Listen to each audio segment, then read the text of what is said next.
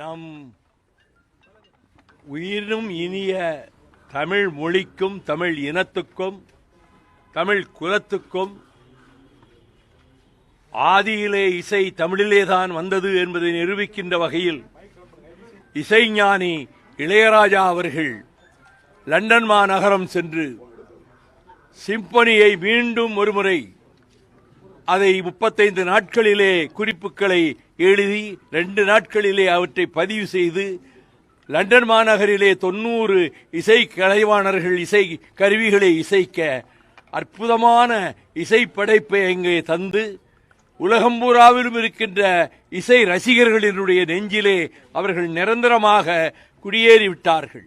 முதல் முறை அவர்கள் இந்த சிம்பனி இசை அமைத்து வருகிற போது இந்தியாவினுடைய தொலைக்காட்சிகளோ வானொலியோ அதை வெளியிடவில்லை என்று நான் நாடாளுமன்றத்திலே கடுமையாக மத்திய அரசை நான் குற்றம் சாட்டினேன். எதற்கோ நீங்கள் மணிக்கணக்காக போட்டுக் கொண்டிருக்கிறீர்கள், 20 மணி நேரம் கிரிக்கெட்டை காட்டிக் கொண்டிருக்கிறீர்கள், காட்டுங்கள்.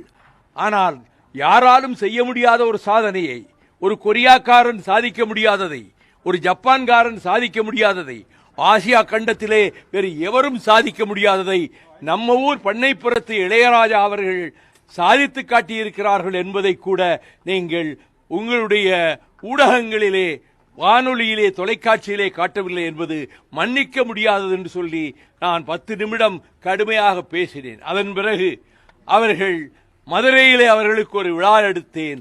அந்த விழாவிலே அவர்களை பாராட்டி பேசிய பிறகு அவர்கள் எனக்கு நன்றி சொல்லி ஒரு கவிதை எழுதினார்கள். அது தினத்தந்தி பத்திரிகையிலே முதல் பக்கத்திலே வந்தது.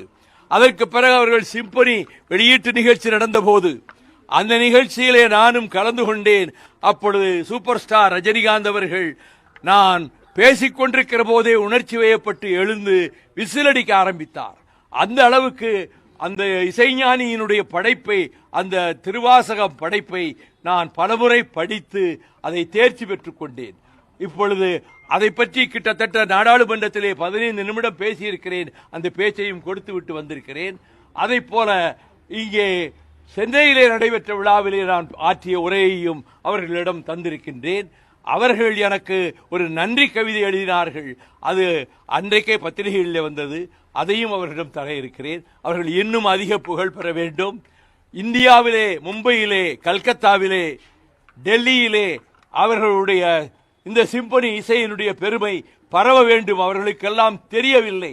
தமிழனின் பெருமையை அறியாதோர்தான் வடநாட்டிலே அதிகம் பேர் இருக்கிறார்கள் என்பதற்கு இது ஒரு சரியான சான்றாகும். இசைஞானி அவர்களினுடைய வளம், குரல் வளம், இசை வளம் மென்மேலும் பெருகட்டும். எவரெஸ்ட் சிகரத்தை போல அவருடைய புகழ் இன்னும் உயரட்டும். இந்தியா பூராவிலும் அவருடைய இசை பரவட்டும் என்று 100 ஆண்டு கடந்து நலமோடு மனநலன் உடல் நலனோடு வாழ்க என்று இயற்கை தாயை நான் இறைஞ்சி கேட்டுக்கொள்கிறேன். வாழ்க இளையராஜா புகழ். இன்னைக்கு இப்ப பாத்திருக்கீங்க, அவங்க என்ன மாதிரி சந்தோஷத்தை பகிர்ந்துக்கிட்டாங்க சார்? அங்க அவ்வளவு மதிப்பும் மரியாதையும் கொடுத்தாங்க. எனக்கே கொஞ்சம் வெக்கமா போச்சு. அவ்வளவு உயர்ந்த மதிப்பை நமக்கு அவங்க நிகழ்ச்சி நடத்தினவங்களும் வந்த இசை கலைஞர்களும் எனக்கு அவ்வளவு பிரியமாகவும் பாசமாகவும் கௌரவத்தோடும் மரியாதையோடும் அவர்கள் நடந்து கொண்டார்கள். நான் ரொம்ப மகிழ்ச்சியாக இருந்தேன் அப்படின்னு சொன்னாங்க. எனக்கு 82 வயசு ஆகுது. ஆனா இனிமேதான் அந்த சிம்போனியை துவங்க போறேன், செய்வாரு, செய்ய போறாரு. இந்தியாவில் மற்ற இடங்கள்லயும் போய் செய்ய போறாரு. நான் இங்கு அதை கேட்டுத்தானே அங்க வந்து பேசினேன். இசை மியூசிக் அகாடமியில நடந்தது. அது நிறைய பேர், கோடிக்கணக்கான பேர் அதை பார்த்துட்டாங்க நான் பேசுனதை. அது பதிவாக இருக்கு, யூடியூப்ல பார்க்கலாம், எதையும் பார்க்கலாம்.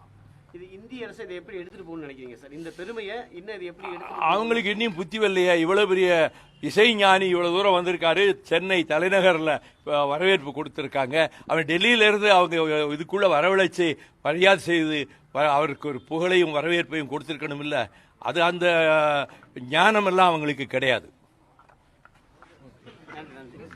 பத்திரிகையாளர் அனைவருக்கும், தொலைக்காட்சி ஊடக நண்பர்களுக்கும் என் மனமார்ந்த நன்றியை தெரிவித்துக் கொள்கிறேன். இசை உங்க வாழ்க்கையில எப்படி ஒரு பின்னி பிணையப்பட்டதுன்னு நினைக்கிறீங்க? இசை பாடல்கள், இந்த பழைய திரைப்பட பாடல்கள், இளையராஜா பாடல்கள், இதெல்லாம் ஒரு 1000 பாடல்கள் பதிவு பண்ணி வச்சிருக்கேன். அது பாடிக்கிட்டே இருக்கும். நான் காலையில் பிடிச்சிட்டு தூங்கிட்டே இருப்பேன். வீட்டில் வந்து படுத்தாலும் கூட அது ஒரு பாடிக்கிட்டே இருக்கும். விடிய காலம் தான் அதை ஆஃப் பண்ணுவேன். இது எனக்கு ஒரு வழக்கம். பழைய ஜி ராமநாதனுடைய பாட்டுக்கள், அது பிறகு பியு சின்னப்பா அவர் பாடின பாட்டுக்கள், அதற்கு பிறகு மிகச்சிறந்த இசையமைப்பாளர்களாக வந்த விஸ்வநாதன் ராமமூர்த்தி பாட்டுக்கள், அதன் பிறகு முழுக்க முழுக்க இளையராஜா அவர்களினுடைய பாடல்களை கேட்பது ஒன்றுதான் என்னுடைய பொழுதுபோக்கு. ரொம்ப நன்றிங்க. சரிங்க.